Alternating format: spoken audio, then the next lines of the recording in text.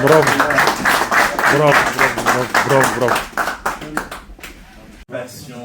Pour vos réponses. Bonne ou mauvaise, en fait, l'essentiel c'est de participer, de prendre part et voilà, de se tenir informé, d'être là.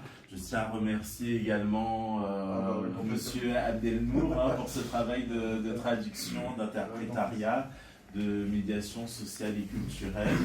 Je tiens également à remercier donc le conseil d'administration et le propriétaire des lieux.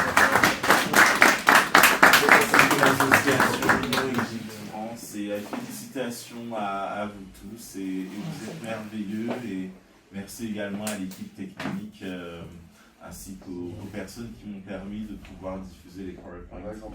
Avec grand plaisir. Donc on te remercie de la part de l'association et ce ne sera pas la dernière fois je pense. Et c'est enrichissant. أنا بشكر طبعا النيابة عنكم إن هو حضر واتكلم وأخذ من وقته.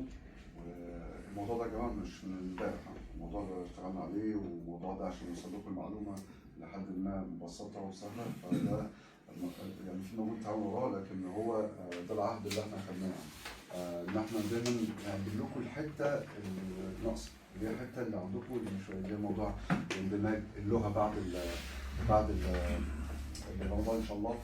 والميزة بقى دلوقتي انت هتاخدها حضرتك ايه؟ هي ورقة بالنسبة لك ورقة عادية، لا هي ورقة مهمة جدا.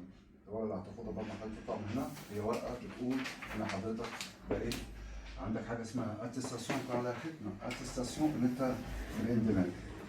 الكود بتاع النهارده ده هيتعمل بطريقة رسمية، هيروح للجهات الرسمية عشان تعتمد لقدام ان شاء الله. ودي هي الوثيقة اللي بتاخدها بتخليها عندك، تخليها موجودة في الورقة، مش هتحصل حاجة، بس حاجة تثبت ان انت جيت حضرت حاجة اسمها اندماج. فاهم؟ على أسس شخص فرنسي وكلام زي ما انتم شفتوا. شكرا لكم. Bravo. Bravo, bravo, bravo, bravo, bravo.